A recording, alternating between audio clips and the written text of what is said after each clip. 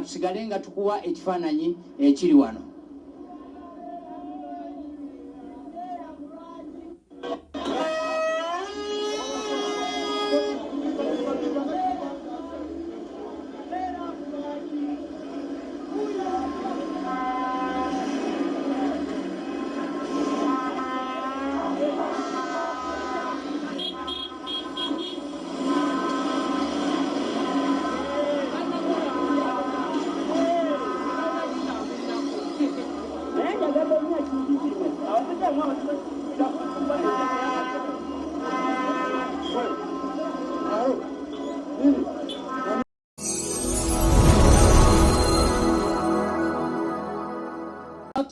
Our authority to ensure that this city is sustainably developed for the people of Uganda, for all the Kamparans, not just a handful. And that is where I'm putting my emphasis.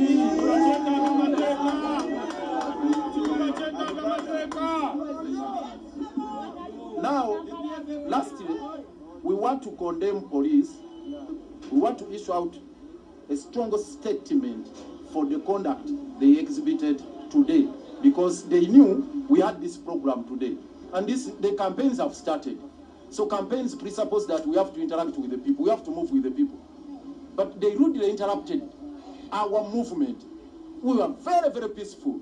They tear gassed us, they beat up my supporters, they harangued us along the way, and if some people were even picked and arrested, they were tortured, brutalized. So we cannot accept this. We condemn it in the strongest terms possible, and we insist that it's not going to be business as usual.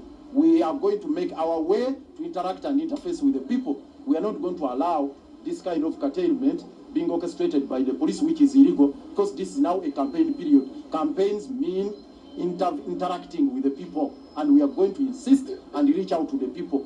We are not going to be barricaded, we are not going to be blocked, we are not going to allow the police to behave in a manner they have conducted themselves with impunity.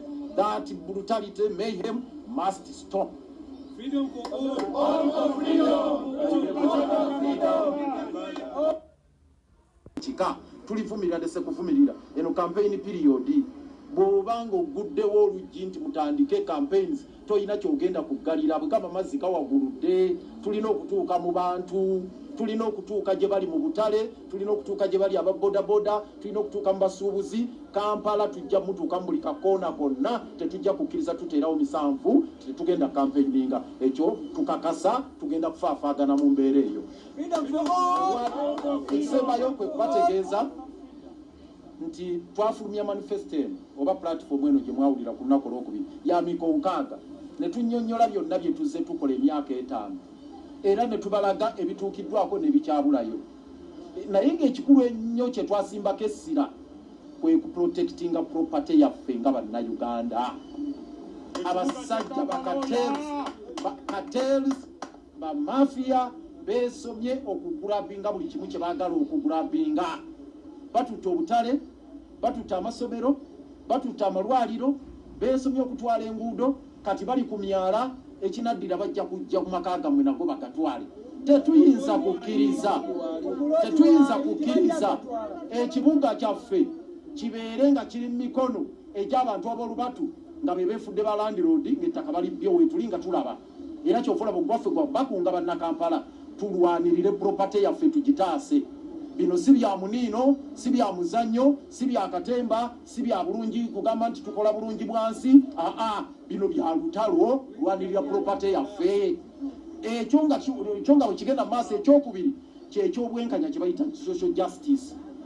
Bannakampala ekibuga kyawuddwamu emirundi ebiri kyetulwanyisa.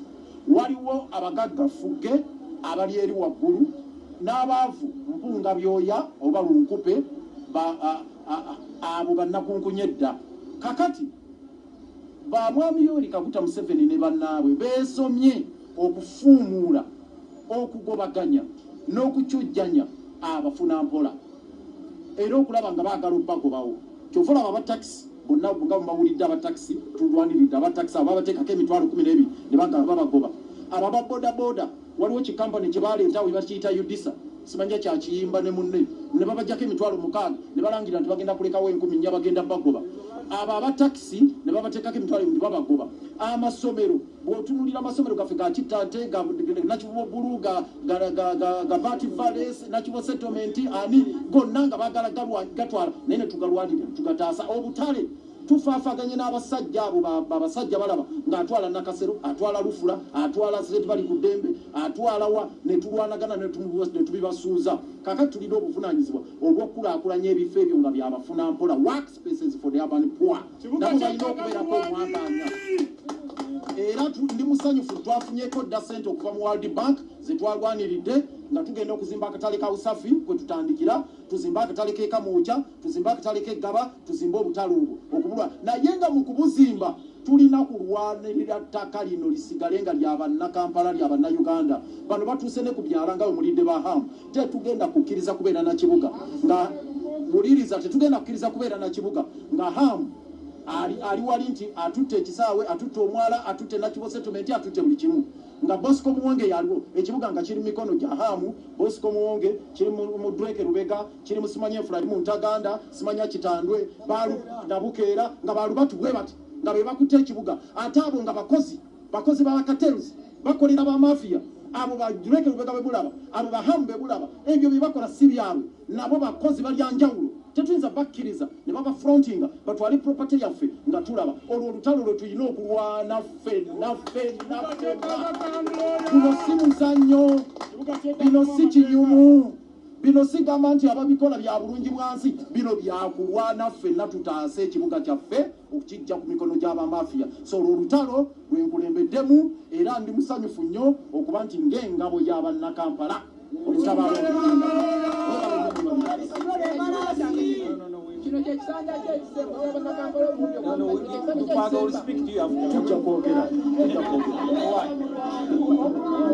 kumpimpi wano ffe katumulindire wano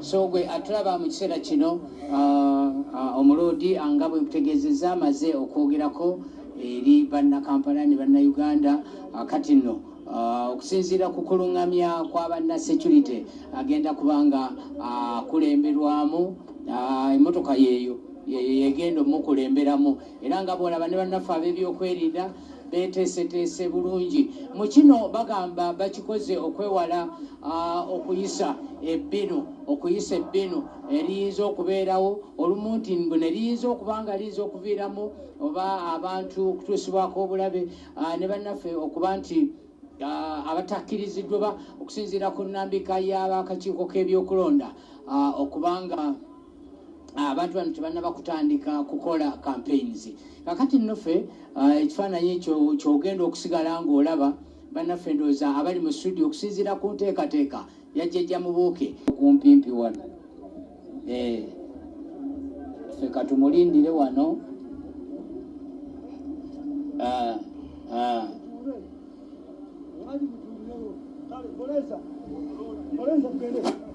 so gwe atulaba mu kiseera kino Muloodi nga bwe nkutegeezezza amaze okwogerako eri bannakampala ne bannayuganda kati nno okusinziira ku kulungamya kw'abanna security agenda kubanga kulemberwamu emmotoka yeeyo yegenda omukulemberamu era nga bwolaba ne bannaffe ab'ebyokwerinda beteeseteese bulungi mu kino bagamba bakikoze okwewala okuyisa ebbinu eriyinza okubeerawo olumu nti ne liyinza okuba nga liyinza okuviiramu oba abantu okutuusibwako obulabe ne bannaffe okuba nti abatakkiriziddwa ba okusinziira ku nnambika y'abakakiiko k'ebyokulonda okubanga abantu bano tebannaba kutandika kukola campaigns kakati nnoffe ekifaananyi kyogenda okusigala ng'olaba bannaffe ndowooza abali mu studio okusinziira ku nteekateeka yajjajja mubuuke